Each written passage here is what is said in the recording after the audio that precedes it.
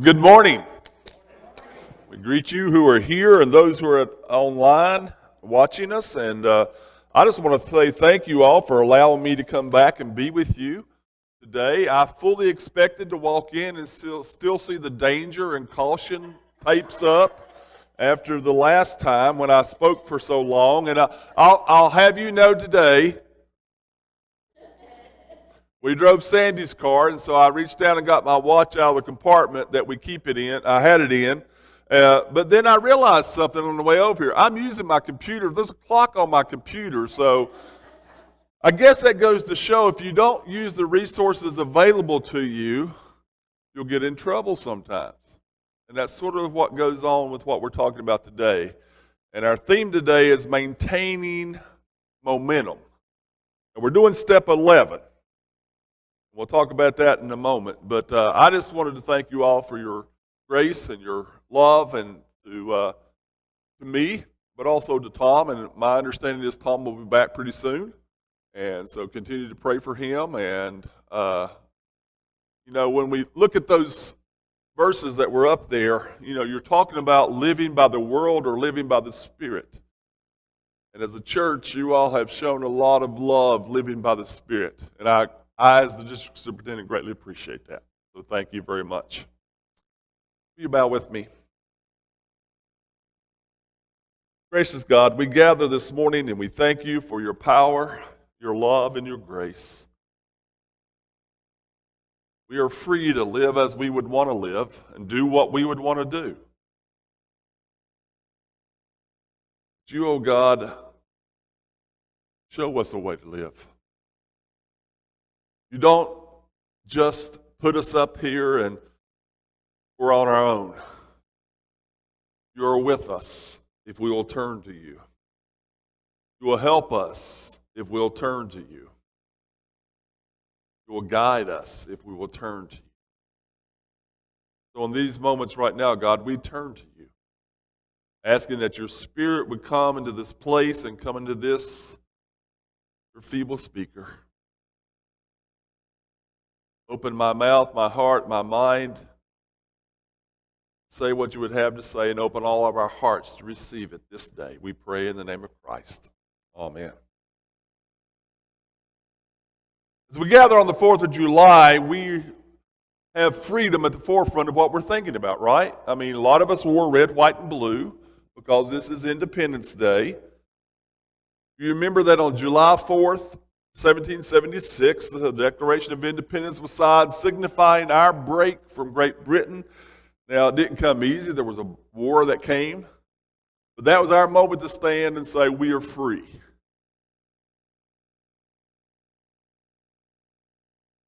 That freedom has been defended in wars since then, several times. But that freedom is always at stake, because someone might want to destroy our democracy or make us captive. So we should not take it for granted, although I'm afraid we often do. But that's also true in our walk with Christ. We should not take it for granted. Someone's always trying to distract us, and we know who that is. Someone's always trying to get us off kilter. The last 10 weeks, you all have been looking at the 12-step program, and today we move to step 11. Step 11 says, sought through prayer and meditation to improve our conscious contact with God as we understood God, praying only for God's will and for us and the power to carry that out.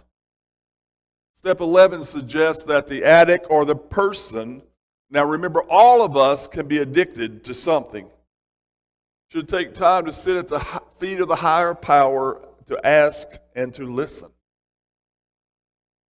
This is an important step. It takes work. As I said a couple of weeks ago when I was with you, we're all addicted to something. We all have some habits, some hang-ups, some hurts that can mess up our lives if we allow them to. But throughout this whole series, I hope you've understood one thing, that recovery is an ongoing battle. It's an ongoing process. You cannot run the Boston Marathon without preparing. You can't just get up on the morning it's run and say, I'm going to go run the Boston Marathon. Let me rephrase it a bit. You probably could, but you wouldn't make it. First of all, you have to have qualifying times to get in. Be honest with you, I'm not a runner. Can you tell? And I've always found it hard to understand why anyone would run 26.2 miles when they have a perfectly good vehicle. But some people love to run. To do that marathon, you have to prepare. Recovery is an ongoing battle. It's not easy to beat the addictions, hurts, hang-ups, and habits. Many of those issues have been with us for years. When I was here a couple of weeks ago, I talked to you about some of my issues with losing and gaining weight. And I tended to yo-yo back and forth. In the Christmas of 2013, I was a senior pastor at State Street, United Methodist Church in Bristol. I was weighing about what I'm weighing right now, and one of my members was very concerned about my health. He had the means to do something about it, so he hired and gave me for Christmas a personal trainer who was also a member of the church. So in January, I began to work out with that personal trainer. Now, she wasn't in your face as much as some of those personal trainers that you see. I don't know if it's because I was her pastor or if that's just her style, but whatever her style was, it worked. And so for the next 6 months, I would work out at least 3 days a week. She had me on a diet, limited in what I could eat and when I could eat and stuff like that, and it worked. I lost probably 60 pounds. It was great. I felt good.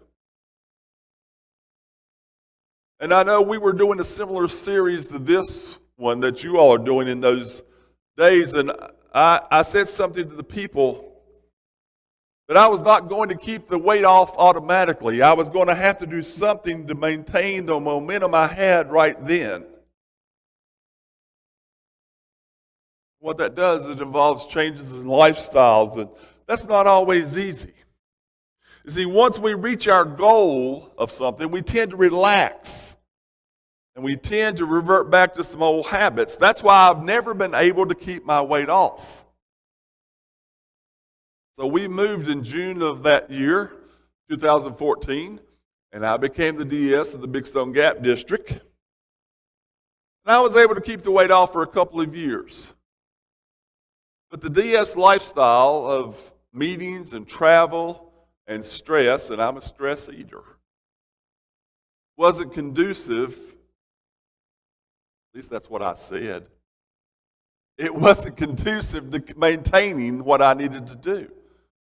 You know, I didn't have a gym that I felt comfortable with a couple miles up the road. There was a gym in Big Stone Gap, but man, they did free weights, and those guys were bulky. You know, the one I liked to go to was the Senior Citizen Center. I didn't feel so embarrassed there. Or the rehab place, you know, something like that. And so I slowly got back into it. The old habits hurts. And look where I am now. You know, we think about addiction. We often call someone who is an alcoholic a recovering alcoholic, and that's what they really are. You're never cured. You're always a recovering. We're all recovering because it's a continuing battle. It's an ongoing process. That's why today I like to focus on maintaining momentum.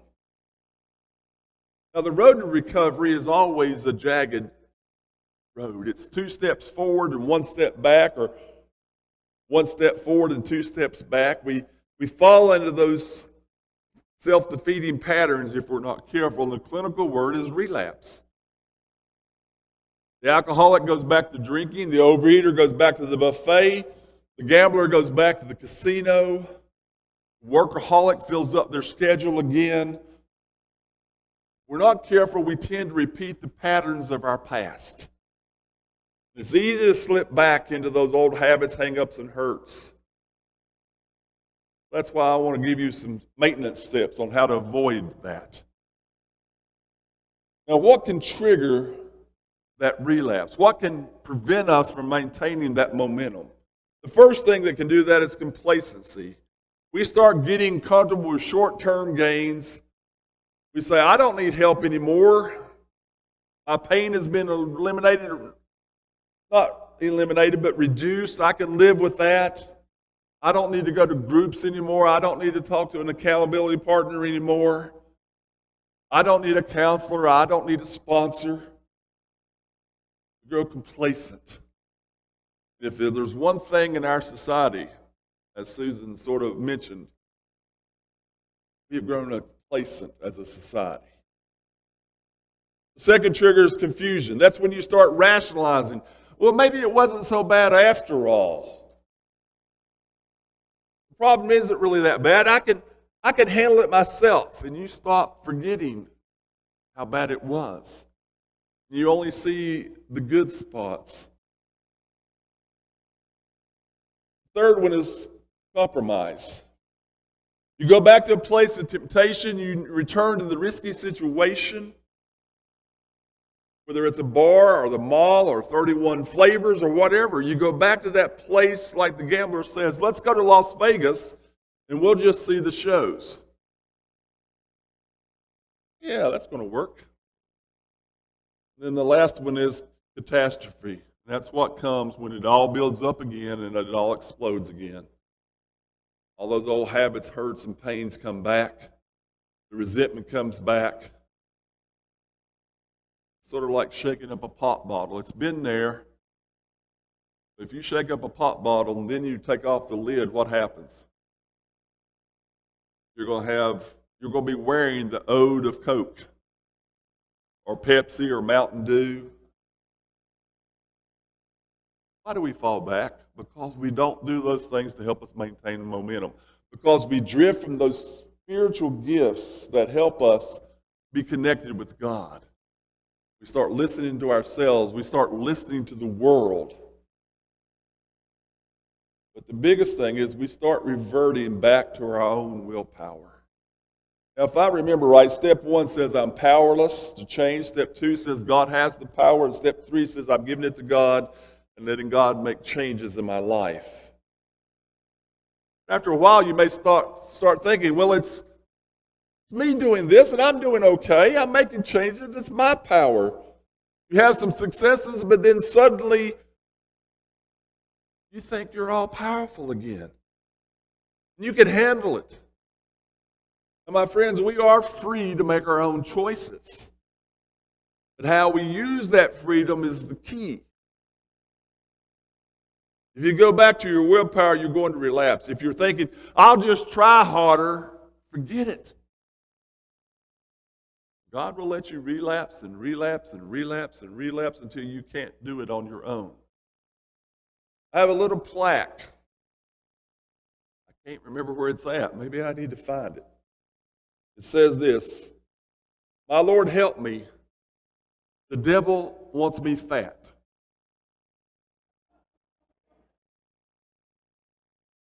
I've got to find that. I can't remember what I did with it.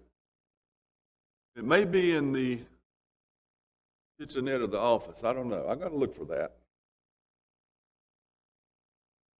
Look at that first verse from Galatians 5. For freedom Christ has set us free. Stand firm, therefore, and do not submit again to a yoke of slavery. Then in the other part of the passage, it talks about living in the life of the flesh and life of the spirit. Now, obviously, Paul wasn't talking about addiction. He was talking about falling back into sin and trying to measure up under the law. But the point is clearly applicable. It is Christ who sets us free. Then we should stay in close contact with Christ who sets us free if we want to continue to be free. That's why I also included the Mark verse. Keep awake and pray that you will not come into the time of trial. The spirit is indeed willing, but the flesh is weak. Now we know that verse is part of the Gethsemane story when Christ was praying and he told the disciples to watch. He came back and he found them what? Asleep. I have often used that verse to describe why I can't play sports as well as I used to. You know, the mind is willing, but the flesh is weak. Get it? You'll get it. Okay, think on it for a minute. I can't move like I used to. Okay? The second thing that robs us of momentum, the first is reverting to our own willpower. The second is ignoring one of the steps. We get in a hurry. We try to move through the steps quickly. Maybe we want to skip a step. Like, I don't need that one this week. Or I'll have partial recovery this week. I'll go back and get it some other time. You know, sometimes we skip the one we talked about a couple weeks ago. Go back to the people you've harmed. No, I don't need to do that. I'm okay. I'll work it out on my own. That doesn't get you anywhere. Third one is trying to recover without support. Let's be honest. When I had that personal trainer, I had somebody I had to be accountable to. I had somebody who was concerned about me. And I'll be honest with you, for the first couple of years, she called and checked on me every once in a while. Before I moved, she had found that gym for me. But you know, the farther we went, distance and time-wise from that relationship, her husband was also my eye doctor, so when I went back, I think he saw the evidence that I wasn't doing what I was supposed to do. He was an eye doctor. He could see good. Anyway, we all need somebody to lean on, don't we? We need support, someone to be accountable to. You can have short-term gains in your life, but without other people being invested in what you're doing, you're going to grow weak. You're going to grow weary. You're going to lose accountability. That's exactly what I've done with my weight over and over and over again. The fourth thing is we become prideful. We say, well, I've got this all together. We become overconfident. We become saying with excuses, I'm strong. I can do this. I've got this licked. Proverbs 16:18 says, pride goes before a fall. Someone said you need to stay humble or you'll stumble. Or remember the man who gets too big for his britches eventually. Remember the man who gets too big for his britches will eventually be exposed in the end.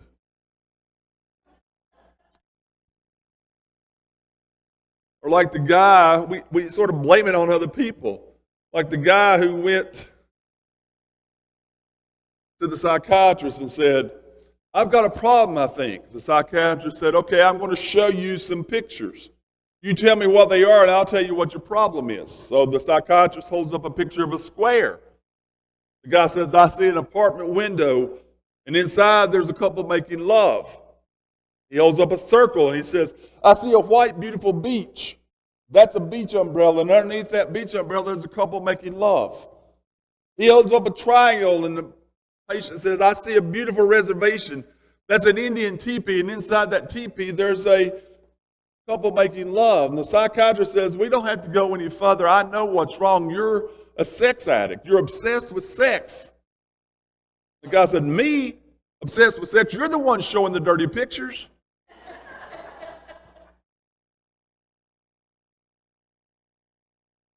Pride blinds us to our own weaknesses. It keeps us from seeking help. It keeps us from making amends. The biggest problem with pride is it does cause us to blame other people for our problems. We have to own them. That's part of the steps, right? How do you prevent a relapse? You help someone stay close to the source of their freedom. You stay close to the source of your freedom. Maybe that means you have to do an evaluation, a physical evaluation. How am I feeling physically? Or an emotional evaluation. What am I feeling now? Am I hurting? Am I exhausted? Am I angry? Do I resent anybody? Am I tense? Am I fearful? Relational evaluation. Am I at peace with everyone? If you're not, that internal conflict is just going to well up inside of you.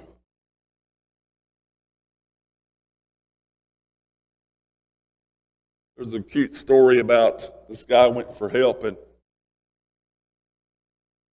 they finally, in the course of conversations, figured out that he was upset with his Aunt Bertha for something she'd done to him 15 years ago.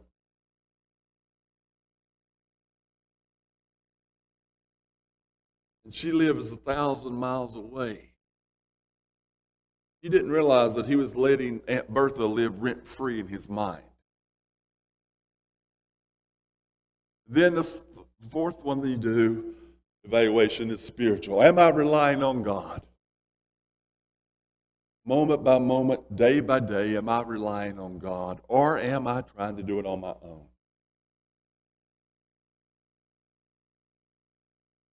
We've got to stay close to God. Maybe that's meditation. Maybe that's through prayer. We've got to find a way to stay close to that source of our freedom. That helps us maintain momentum in these steps. If we don't do that, we're going to fall back.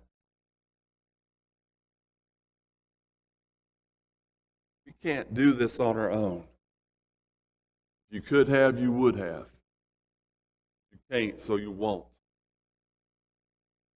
While that verse from Mark, keep awake and pray that you may not come into the time of trial, for the spirit indeed is willing, but the flesh is weak. You may not have a habit problem. Praise God. If you've got a hurt that's been holding you and living rent-free in your mind for years, or if you've got a hang-up and you say, no matter what I do, I can't get over it, the good news is you don't have to battle those battles by yourself.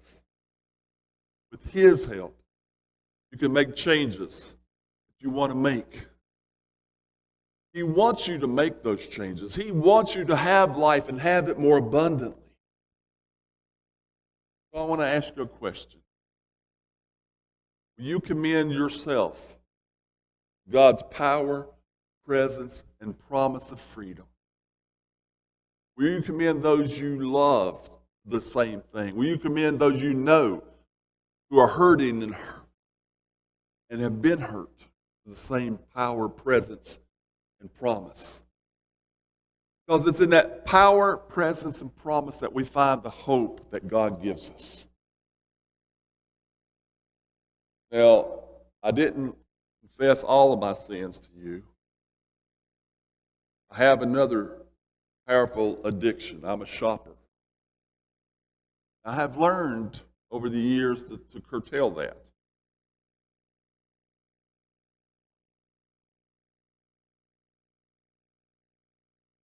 But sometimes my wife has to remind me. And that's the truth. I'm the shopper of the family. So sometimes she's that voice of reason. Sometimes it's the bank account. Sometimes it's the credit card bills. We need to have that voice of reason. You let it be Christ in your life. Our closing hymn, our hymn of invitation is, I am the God that healeth thee. As we come to sing, as Darren comes back and leads us,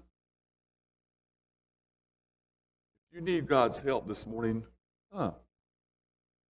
even when we come for communion in a little while, if you come for communion and you want to take time to pray, I don't know how y'all do communion, but I'm going to invite you to come to the altar and pray if you need to. Let God's Spirit indeed come in and work in you and through you. That's what He wants. That's how we maintain momentum. That's how we draw closer to Him.